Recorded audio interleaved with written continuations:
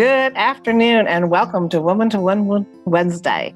And today we have Danielle Welch with Bridge Consulting and Design. She was with us here on Monday. If you missed the video, go back and check that out. She had some great information to share with us about her story.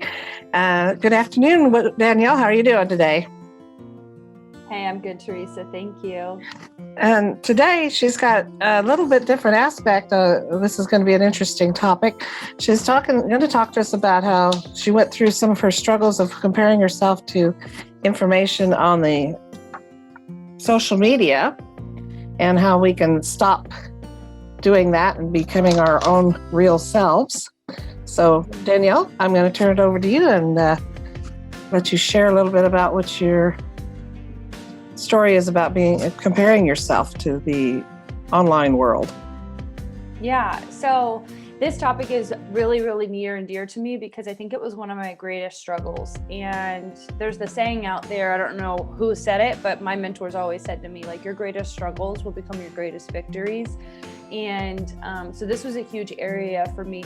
I think it's like, I don't like to put this on other women, but I do believe that most of us, we tend to compare ourselves, right? I think just based on our culture and our society, there's the way that movies depict women, the way that magazines have depicted women, and from an appearances standpoint, or how a wife should be or how a mom should be. And, and then you get into the online entrepreneurship space and it's like I have this problem growing up of comparing myself, to the cool girls at school or the pretty girls at school or the rich girls at school. And, that kind of followed me into my adulthood. And I had a lot of self-confidence issues in my early 20s. I did a lot of really stupid stuff to get attention, and I compared myself I didn't have very many friends that were women, because I just didn't want to be, I didn't want the drama and the cattiness, but I also just didn't have the self-image to be friends with women that were prettier or more successful than me. It was like if I was around them, then I thought I wasn't worth anything. And so when I became an entrepreneur, it's very, very easy. I've always been a winner.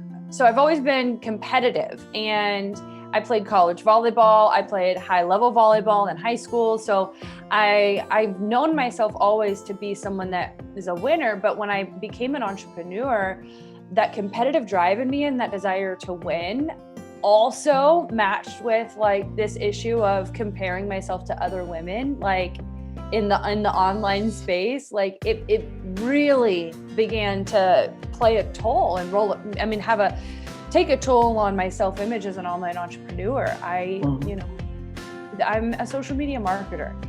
There's tons of us.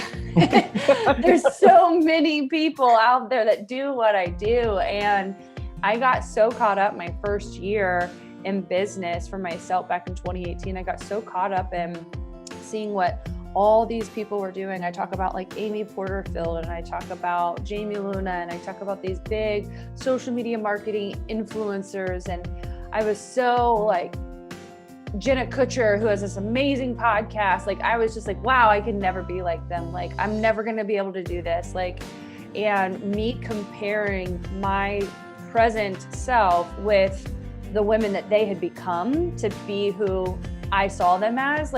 I just didn't connect the fact that they started at 0 too, right? And so that comparison, between myself and them, I said to you earlier, I said, it's that comparison of we as women need to be very careful as we're growing ourselves personally, professionally, of don't compare your reality with someone else's highlight reel on social media, because we see the pretty pictures, the filtered pictures, the perfect news feeds, and we think that means that person has it all together. And in reality, they probably have their own crap going on at home too, and but I really struggled with that for a long time. And honestly, I think, Teresa, what was the breaking point for me was a conversation I had with my mentor, Paige, She actually just wrote a book recently. It's called The Roots in a Woman.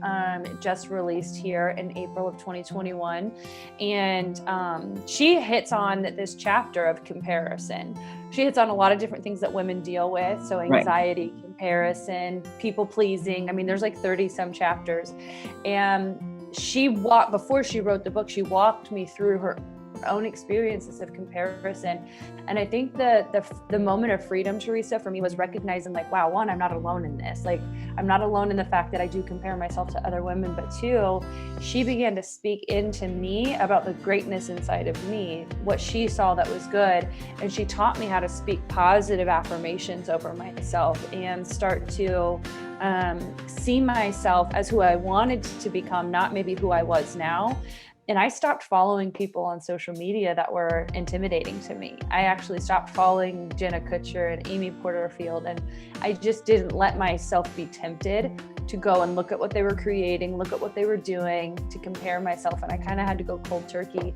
And now it's like I've been working on myself for the last 3 years. And I'm confident in saying that I'm confident in who I am now. And I'm able to show up more raw and authentic, and I don't second guess if I do a live video on Instagram and my kid walks in and messes it up. Is that gonna, like my self-image is really high now in a way that I can just show up and be me, and there's a victory in that, because I'm secure in who I am because I'm not so busy looking at other people. Right. So I guess that's the story behind that. Yeah.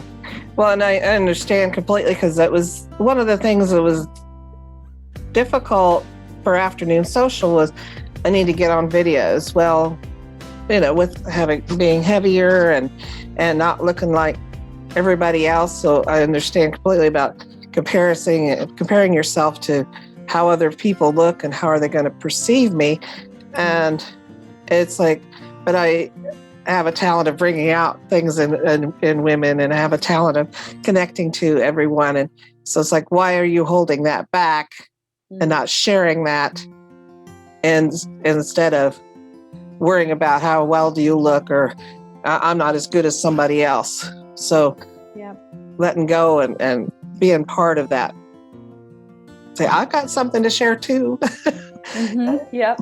And it doesn't matter what you look like or what you sound like or anything, because you've all been blessed with gifts and talents that need to be shared. And that's part of what Afternoon Social is all about. So we could hear stories like Danielle. Here she's talking about Monday that she had $10,000 a month in revenue and big business. But yet you weren't completely self-confident that you could reach that. But you did it anyway. Mm-hmm. You got over that comparison and said, I can do this. I'm somebody. Yeah. Yeah. So I believe in that message, that story that you're telling us about, that to keep working. Yeah, absolutely. And I keep thinking about our mutual friend that we talked about, and how Denzel would bring out the best in people. And I believe that was one of the, when you surround yourself with those people, they'll bring out the best in you. Yes. And so how did you find your mentors and the people that would help you overcome this? How did you find your mentors? So try not to go too long with this. I don't know how much time we have, but it's an important story. I'll try to keep it really, really brief. So I met Paige in 2013. A mutual friend of ours, me and her, connected us. See where I was at in life. I didn't know I needed a Paige in my life. Josh and I, my husband, we were dating at the time. We were about $80,000 in debt outside of our mortgage. So when you add in the mortgage, we were close to $300,000 in debt. And a lot of that was just really bad spending habits. So a lot of credit cards, a lot of high interest car loans, because we had bad credit, payday loans. We were really, really tight financially. We were both working about 70 hours a week. So we never saw each other. we'd work sun up to sundown. Basically, I was coaching volleyball and working for a mortgage company. He was doing like window and door cells for Pella. And then in the evening time, he worked at Home Depot. The only time we ever saw each other was really on like Friday nights and Saturday and Sundays, as long as I didn't have a volleyball tournament. So we were financially stressed out. We weren't working on our relationship.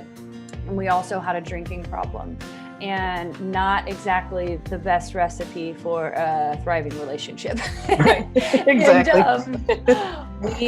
And, Josh and I had the previous year we broke up. We had been together for 3 years. We broke up, and we were just getting back together when I met Paige. And some of the things that Josh and I were doing was we were trying to figure out, okay, how are we going to make our relationship work? We're tight financially, but we're also like, our relationship needs a lot of work.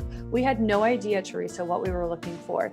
Right. He was trying to fix the money problem he was looking at different ways to create additional income, because we were tapped out on time. We knew that we couldn't just keep trading time for money. And I was looking at the friend side of things. We didn't have the best association, and our friends actually didn't want me and Josh to be together. So it was like, he was going after the money thing and I was kind of going after the association thing, but we knew we needed something to change. And this is that divine connection, or that law of attraction, as some people call it. But we knew we needed something. We just didn't know what it looked like. And a girl that I coached volleyball with, her name was Sarah. She's actually very much still in my life. She had recently met Paige, and Paige and her husband, Mike, they coach and mentor people in developing multiple streams of income. They also coach and mentor people in all areas of life. They're not life coaches. They're not someone you hire. They're a part of a business system that they utilize to create income, but they do more holistic mentorship. And they had been able to replace their full-time job incomes when they were 24 and 25 years old. Josh and I were 20 and 28. So we're like, hold on, these people are younger than us. They're debt-free and they don't have a normal job. They're hold the phone. Oh, and they'd been married for 5 years at that point. Josh and I still weren't even married. I was like, I got to meet these people. And long story short, we went through a process of getting educated on how to one, get mentored by them, but two, learn how to start to create income more passively. And that's the other business that my husband and I have. Fast forward, Teresa, over the last 8 years, we've paid off that $80,000 of debt. Our household income has tripled. We were making $65,000 to $70,000 a year combined household income. Mm-hmm. And we were paying out $1,500, $1,600 a month in debt payments. We weren't making very much money. We were paycheck to paycheck. Today, our household income's tripled. We don't have that $80,000 of debt anymore. We have multiple streams of income, and we dictate our schedules and we dictate our life. My husband still has a job, but it's very flexible. And all of that came as a result of having a mentor in my life that had some results that we wanted, and we just decided to pursue them.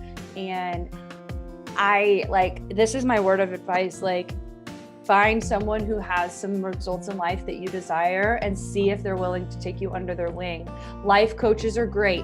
Business coaches are great. Absolutely. I think that there's a necessity for those in some capacities, but there are people out there who will just take you under their wing out of the goodness of their heart. And that's what she did for me. Never had to pay her a dime.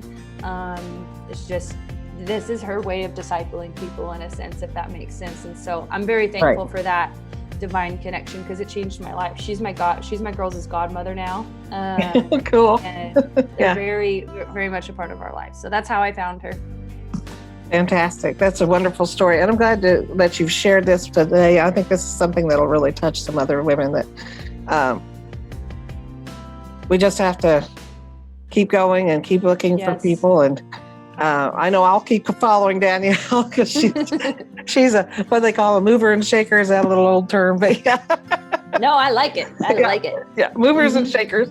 Yeah, party people. Because that's what life needs to be, is joyful and not stressed. And exactly. We don't need to be bringing things on ourselves by comparing ourselves to other people and lacking our self-confidence. We don't need to bring all that on ourselves. So, again, I think we're about out of time here. And if you want to connect with Danielle, I'm going to put her information in the comments with the video, so you can contact her directly.